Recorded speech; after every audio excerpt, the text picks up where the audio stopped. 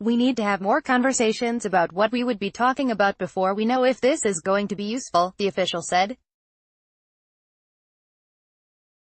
The official said substantive discussions before the summit would need to take place between North Korea's leadership and either Secretary of State Mike Pompeo or other top administration officials after the completion of joint U.S.-South Korea military exercises.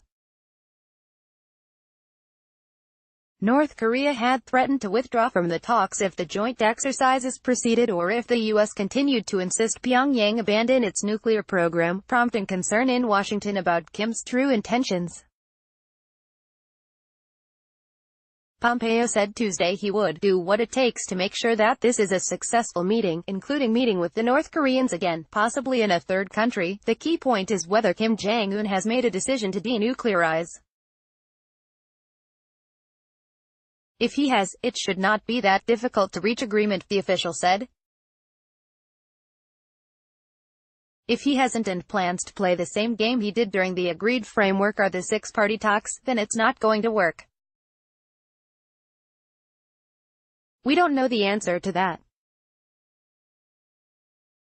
If the communications lines open again, we may well know before anyone leaves for Singapore. Top White House officials will travel to Singapore this weekend, but their focus is to confer with a North Korean delegation on logistical and agenda items for the June 12 summit.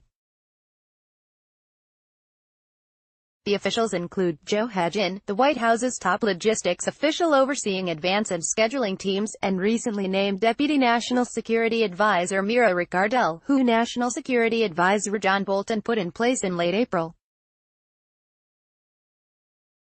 The official said the U.S. side also wants a demonstrable sign of good faith that Kim has made a strategic shift and is willing to move ahead with complete and verifiable denuclearization, something South Korean President Moon Jae-in said he committed to during their historic summit last month.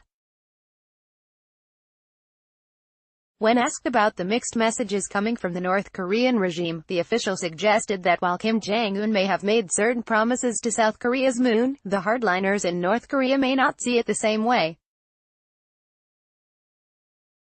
Such a step could include an agreement in principle before the talks that U.S. experts can visit all known nuclear and ballistic missile sites, the official said. Inspectors could be allowed to witness the dismantlement of the Punggye-ri nuclear test site, which North Korea promised to do in the coming days in the presence of international reporters. The official said any agreement from Kim to denuclearize would not involve action for action over an extended period of time, as the North Koreans have called for in the past, but rapid and significant progress toward denuclearization before.